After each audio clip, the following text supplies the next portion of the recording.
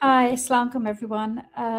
Saturday morning. It's not probably the kind of LinkedIn you'd expect or live. It's not. Let me start again.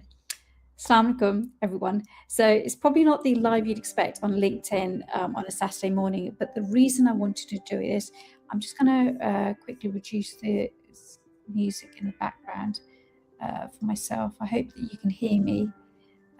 Let me know. I'm not expecting anyone really to watch this live right now because it's a Saturday and wouldn't really be expecting you to be on YouTube right now. I'm sorry, on LinkedIn, maybe on YouTube.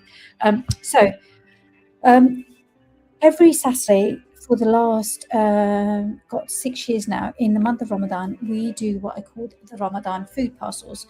Now, you would have seen posts either on my social media or my husband's, Faraz Barber's, talking about the Ramadan food parcels. But I wanted to do it today on a Saturday because Saturday is when it happened, and I thought I would show you behind the scenes of exactly what is involved. I will be throughout the day making videos as the volunteers come in, and I probably can't do a live then because it'll be chaos in the Barber household. But I just thought before it all kicks off, it's probably worth me showing you exactly kind of what's involved. There is a personal story behind setting up the Ramadan food parcels, which I set up in 2020, back in, yeah, it's kind of when Ramadan started. And the reason behind it then was very much that it was COVID, and obviously we were all social distancing. Many people around us were either furloughed or had lost work. So I reached out to friends and family and I said, why don't we use the time that we would have done for iftar parties and the funds that we have to actually help give back, and do it in the community and help feed our neighbors? Because the fundamentals of Islam, which is kind of the core values of both my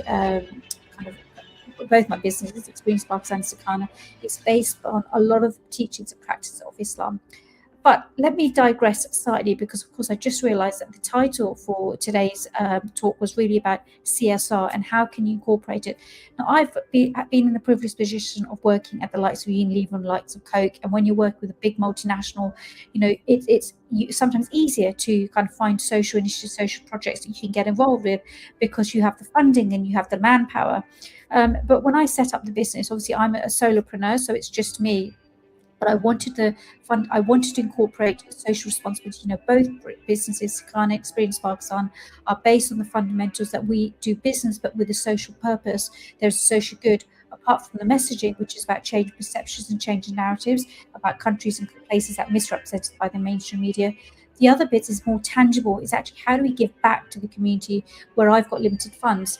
So the story behind setting up the Ramadan food parcels was exactly that. It was trying to use the skill sets that I know that I'm good at, which is about bringing people together and project managing. So that was the story about Ramadan food parcels, that it's my way of, even as a small business, demonstrating that as a business, I do care about the community, and I will take time out to give back. Which happens every Ramadan. Now, I get people ask me that, can you do the food parcels outside of Ramadan? And the reality is that as much as I would love to, but it's just simply not feasible, both in terms of the resources it's involved, but also in terms of the time and effort as well. And when you've got two businesses you're juggling and a household and all the other stuff that life throws you, it's very difficult. So it's almost like, look, everything counts. So I used to beat myself about it. Now I've actually accepted that there's only so much I can do, and that's the reality, and to appreciate and value what I can do. So the Ramadan Food Parcels is an initiative that we set up in COVID, which was all about helping local families, irrespective of faith, with a 3-course hot meal every Saturday, and topped up and supplemented with expensive shopping items like tea bags, like toilet rolls, like kitchen towels, things that sometimes we take for granted. But being a mum and going shopping, I've seen the increase in the prices of these products, which are actually household essential items, but they can add a hefty amount to the shopping bill at the end. So what we have, I have a team of about 34 volunteers. That has grown over the last 6 years, and some years, some people say that we can't help this year because we've got other commitments, so they drop out. But then we have other people who, when we talk about this on social media, reach out to me and say we'd really like to get involved. So that volunteers, it's almost like constantly changing, but it's nice. It's never shrunk. It's just grown, and the way we do it is that some people, for example, will shop. So each week I'll have a WhatsApp group of shopping items, and people put their name against what they're happy to buy this week and arrange to have it delivered. Some people don't have time to do that, so they'll donate money. Other people will get involved and do the cooking. So, where we are different from food banks is, whereas with food banks, obviously you get the tin food, we always try and make sure that on Saturday, it's almost like we can treat the mums to have a day off from cooking. I'm being judgmental. The men could be cooking in the household, but on the assumption that it's a woman, that, they can have a day off from cooking, but also we can give them a nice meal. So, 1 week we did spaghetti bolognese. This week, because it's the last weekend before Eid, we've got biryani on the menu, we've got butter chicken, we've got samosas, we've got sea kebabs, we've got raita, we've got yogurt pots, bananas, soft drinks, and we've got like an Eid gift as well, courtesy of Farmhouse Biscuits. So I'm going to stop talking, because as I said, what I want to do today is really to show you it live. I'm going to see if there's a way that I can spin the camera around. I don't know, because normally I do these lives on my phone, but on LinkedIn I found it was very hard to do. So I can't flip the camera around, so I'm going to walk around with my laptop and I'm going to just show you kind of behind the scenes, and hopefully this will work. So what you can see here, as I turn out, this is what the Barber household looks like on a Saturday. So from Fridays, hopefully the camera will get into focus. So from Friday evenings, we start getting the deliveries. And what you can see is that we have over here naan packets. We've got rice bags. We've got all of these bananas here. In those bags, we've got more naan packets.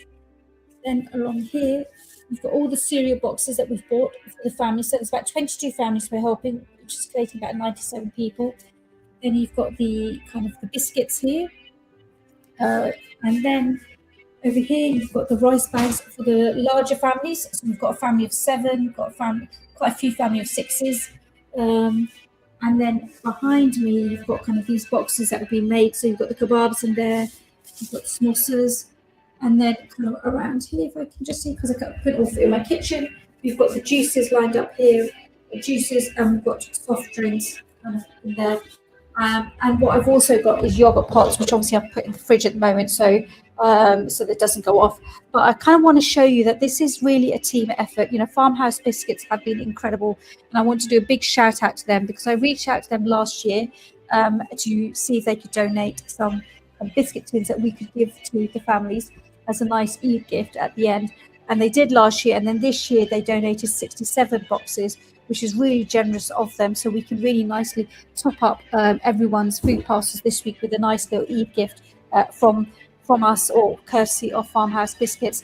But just to show you the hot meal, so this is, you can see the delivery starts coming. So we've got the sea kebabs here, and we always make sure that we give plenty and we get enough food so that no one really goes hungry. And then you've got the samosa boxes here as well. So there's plenty of food there, and I will share a kind of picture of an example. So that kind of gives you an example of what the food parcel looks like at the end once it all comes together. So this was, I think, from 2 weeks ago, where we supplemented it with I'm trying to see if I can put myself back on the screen yet. So we kind of supplemented it with kitchen towels, tea bags, crisps. We always make sure that we give a sweet treat, but also a healthy dessert as well.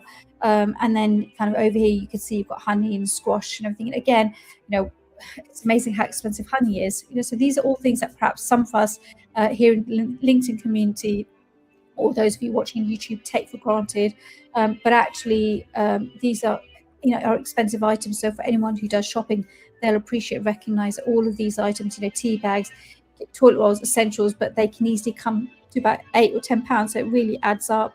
To show you some more pictures, so this was again another week, and then really this, you can see kind of this is what the room kind of looks like. So after I do this live feed, I'll be setting up all the bags on the floor so we can start packing, and that my packers will start arriving around 1 o'clock, and they'll help pack. And again, you can see it's about getting my niece involved. This is my brother and sister, so it's not just it's family affair, but also we have other people who've reached out to us on social media who are now wanting to get involved and help. And it's lovely because there is no age barrier, and the best way to teach our kids, or the next generation of kids, that actually their role in society isn't just about taking, but it is about giving back, and how they can do that. Sometimes I think there's a lot of people who want to give back, but sometimes they just don't know, have the means and mechanics of how they can do that.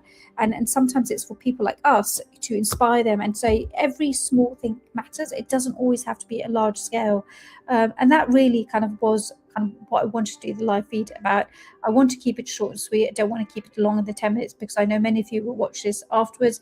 And if I'm honest, everyone's attention span is very short. I'm going to start packing bags. But I hope that if you're a small business out there, I've given you some food for thought of how actually you can be socially responsible, and how you can set up an initiative locally. And it's amazing the power of social media, of actually when you reach out and use platforms like Facebook, Nextdoor, and LinkedIn, of how many people you can inspire who want to get involved. At the start, I was really unsure whether I would do it this year or not, because I was thinking the cost of living crisis. I know a lot of people struggling, even some of the volunteers, and I was not sure whether I could pull it together. And yeah, I was really nervous about whether we'd have enough funds or enough people to really put it together, because it requires a big team. But I think Allah, God, however you may address your Lord, helps you when you have a noble deed in mind. Have faith. And maybe that's where I was maybe a bit lacking, that but the minute I did put it in the WhatsApp group, within 1 day, everyone had put their names against what they could do. And this year, again, I've had so many generous donations in terms of money, that towards the end I didn't know what to do with money. I didn't know physically of how I could spend it. So actually we have about £150 left. So we have, of the 22 families we're helping, there are 2 Muslim families. So we're going to give them kind of the cash. So one is a family of 5, one is a student, and we're going to give them some like EB, which is the traditional money you give on Eid to children, to families, so that they can then go and spend money on kind of on themselves, to treat themselves. And in Islam, we have something what's called the fitrana. So the fitrana is calculated every year by inflationary standards. So it's compulsory for those of us who have the ability, that when we go for Eid prayers, we give £5. And the idea of the £5 is that £5 is distributed to other local families who don't have as much, so they've got some money and they can enjoy Eid. So we've pulled and given our £5 rather at the mosque. They've given it to me so we can give it to these families, so that hopefully on Eid they've got enough money where they can maybe get something nice for their children, or they can go out for a nice meal and actually really enjoy Eid, like some of us who are able to. So that's a bit about Islam. Hopefully you've learned something of that, but also kind of about how you as a small business can do CSR. And for the larger businesses, please don't use CSR as a tick box exercise, which is what it's becoming.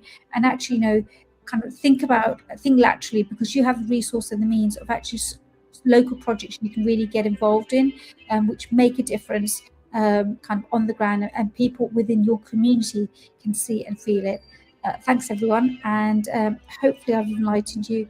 And I will be sharing another post where I'll have pictures of once the pack has come, and behind the scenes I'll make a video so you can come see how it all comes together. But hopefully you found that useful, and enjoy the rest of your weekend. Take care. Bye bye.